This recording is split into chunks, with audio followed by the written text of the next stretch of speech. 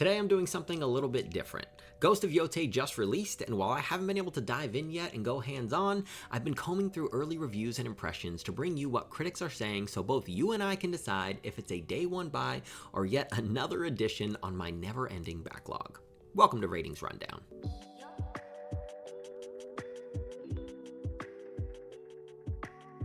If you haven't followed it, Ghost of Yotei is a spiritual successor to Ghost of Tsushima set several centuries later. The new protagonist Atsu is on a path of vengeance against a group called the Yotei 6, who destroyed her family when she was a child. The world is set in 1603 and the tone is darker, more frontier-like, blending samurai drama with raw revenge.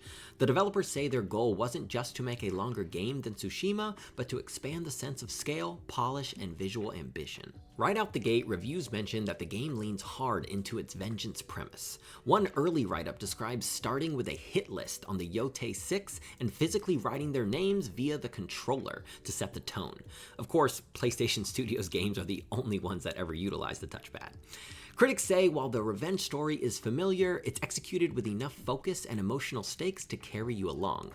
Flashbacks, character motivations, and the lead's personal growth are woven in so you feel invested, especially when scenes hit their emotional beats. One theme that comes up a lot is refinement. The combat feels recognizable if you've played Tsushima, but with more depth. New weapons variety and more tactical demands, dual katanas, new school of weapons, and better responsiveness all get praise. Still, there are trade-offs. Some critics say the game leans a bit too cinematic, but I'm sure I'll disagree with that. Boss fights sometimes feel more like set pieces where gameplay elements are tacked on rather than pure combat. Camera and spatial awareness get flagged too, enemies sometimes flank you from off-screen, and in tight areas the view can get a bit messy. On the exploration side, the world is praised for its visual richness. The forest, snow, and wind effects and the sweeping vistas get repeated mentions, and that's not surprising because Ghost of Tsushima was already a jaw-dropping game when it came to its visuals. But the way the world reveals itself by discovering rather than constant icons helps with immersion for this new entry. When it comes to narrative and characters, this is where opinions diverge more than elsewhere. Some praise the sharper writing and the way the story is laser-focused. It doesn't try to juggle dozens of side threads, instead keeping the lead's emotional journey front and center. Others note that the plot points feel familiar or predictable, and yes, there are twists, but they sometimes happen with minimal buildup. Side characters get less love and they often lack depth compared to Atsu's arc.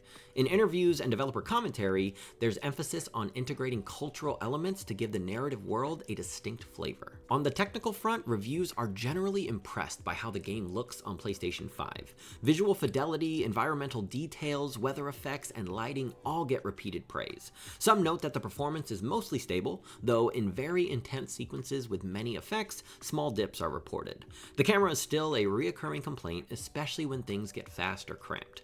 Another interesting bit, some previews describe the game's systems to hide how much busy work there is. Map icons, side objectives, and world clutter, but the presentation aims to make all of it feel more natural and justified in the world. So here are the main strengths and weaknesses all reviews seem to emphasize the most. With strengths, there's strong lead characters with emotional weight behind her mission.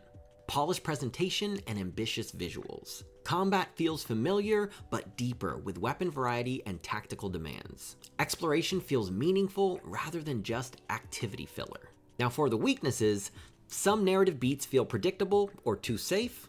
Side characters seem less developed. Camera and spatial issues still rear their head occasionally.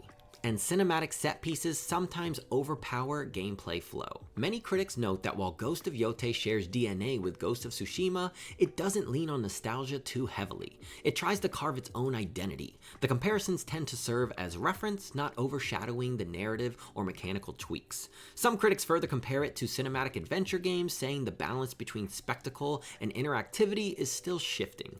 Sometimes it leans more towards an interactive movie in big confrontations.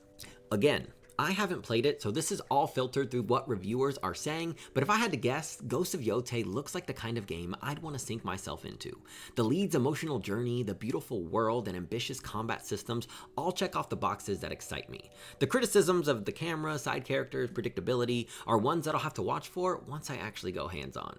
As of now, Ghost of Yotei is getting very favorable reception with a current Metacritic score of 87. One headline summary says it's reviewing higher than Ghost of Tsushima did in its time. Another reviewer says that Yotei is one of the best games I've played this year, praising its cinematic storytelling, fluid combat, and emotional depth, while noting some repetitive side activities and limited dialogue choices. Another writes that while it doesn't reinvent many mechanics, its narrative focus, polish, and sensibility elevate it.